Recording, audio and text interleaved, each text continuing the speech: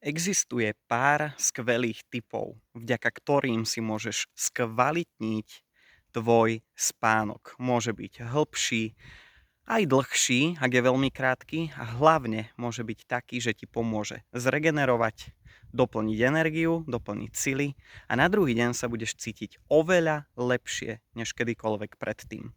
Určite si spomínaš, že keď si bol dieťa, tak si mal veľa energie v podstate hneď po prebudení.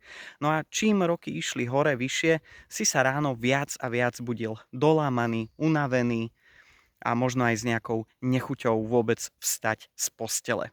Áno, ale čo k tomu môže dopomôcť? Je to životný štýl, je to úroveň stresu, ktorý prežívame. Takisto to môže byť aj stravou, aj tým, či sa vôbec hýbeme, či športujeme.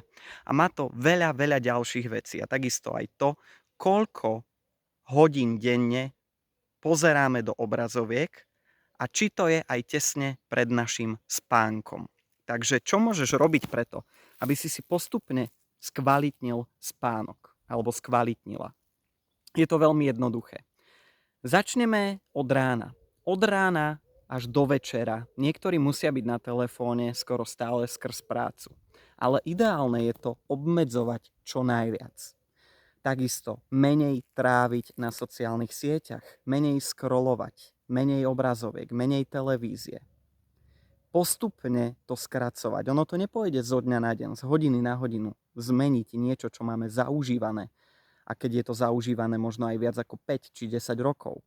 O to tá zmena bude trvať trošku dlhšie. Ale treba zaviesť malé 1% zmeny každý deň. Čiže skrátiť čas pred obrazovkou, či už na telefóne alebo na telke, opäť o 10 minút. A postupne po niekoľkých týždňoch to prejde, že už menej ako o hodinu, než ten čas, ktorý bol doteraz. A postupne takto zlepšovať ten čas, že tam budeš pozerať menej. Takisto, aký máš pitný režim, či piješ sladené vody alebo čistú vodu, ideálne čistú vodu, prípadne citrónovú šťavu. A tak, ak piješ veľa sladkých vod, tak takisto o deci menej, o 2 deci menej a postupne to skresať na absolútne minimum, až prejdeš čisto na čistú vodu. Potom, akú máš stravu, či si závislý na bielých rožkoch z Jednoty, či si závislý na nejakých donatoch, nejakých polotovaroch. Takisto začni to postupne meniť. Viac ovocia, viac zeleniny, viac pestrej stravy a menej toho nezdravého. Či si možno závislý na čipsoch alebo čomkoľvek inom.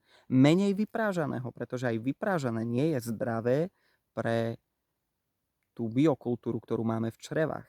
Pretože tie tráviace šťavy tiež potrebujú mať zdravú stravu, aby vedeli fungovať lepšie. A hlavne, aké jedlo ješ? Lebo môžeš sa najesť, byť poriadne sýty a nebyť unavený. Alebo sa naješ a si strašne unavený. Aj to je dôležité, akú máš stravu. Ale nejde o to zmeniť všetko naraz, ale postupne vylepšiť postupne pitný režim, postupne zapracovať na strave, pridať ideálne pohyb a ďalšie takéto malé zlepšenia. To, čo všetko môžeš zlepšiť, nájdeš už čoskoro aj na mojom Hero Hero, takže ak chceš prémiový obsah, prístup do 30-dennej výzvy Stop prokrastinácii, takisto 90-dňový podporný program a veľa ďalších materiálov, ktoré sú tam už aj v tejto chvíli, tak link je pod videom v popise, ale ja ti ho aj poviem herohero.co/Frederik Smikal. A pre viac tipov takisto sleduj tento YouTubeový profil. Takže čo môžeš zlepšiť pre kvalitu tvojho spánku? Si ešte zhrnieme. Napíš do komentáru, aký kvalitný spánok máš ty. Či sa ráno budíš plný energie, alebo nie. Ale ono, aj keď zlepšíš niektoré tieto veci, občas sa môže stať ráno, že sa cítiš trošku horšie, možno trošku unavené. Každý deň je to o niečom inom a aj tie fázy spánku nie sú vždy dokonalé. A najdokonalejšie to vie urobiť hlavne človek, ktorý si vie každý deň ísť spať a ľahnúť v rovnakom čase a ideálne v rovnakom čase na druhý deň vstávať. Takže ak robíš na 3 zmeny, na 4 zmeny, tak to je veľmi náročné, pretože telo je z hentakého režimu veľmi rozbité. Keď ťaháš nočné alebo vstávaš veľmi skoro po polnoci tesne, takisto to je veľmi náročné, aby si nejako to telo nastavil. Ale aspoň z časti sa to urobiť dá. Takže poďme na to. aký máš pitný režim, začni si to merať, začni si to zapisovať, akú máš stravu, začni si len zapisovať, akú máš stravu. A potom porovnaj, čo tam je zdravé, čo tam je nezdravé. Koľko pozeráš do obrazoviek a začni to skresávať. To sú také najdôležitejšie veci. Stráva, pitný režim, čas pred obrazovkami a takisto ešte dôležitá vec, koľko hodín denne spíš. Či spávaš dostatočne, alebo si myslíš, že 5 hodín denne, 4 hodiny denne ti stačia. No nestačia. To stačí možno 1% ľudí, ktorí majú naozaj, že od prírody dané, že im ten spánok stačí. A nie, že si to povieme, že to tak je. Takže dĺžku spánku aspoň 7-8 hodín, alebo na 2-krát po 4 hodiny, že sa v noci zobudíš na 1-2 hodiny, lebo tak to bolo kedysi normálne. A potom takisto ešte, na čom je dôležité zapracovať, je pohyb.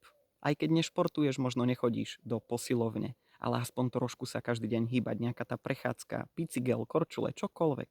Akýkoľvek pohyb ti pomôže zlepšiť kvalitu spánku. Daj vedieť, ako to máš ty a ja sa na teba budem tešiť opäť v ďalšom videu.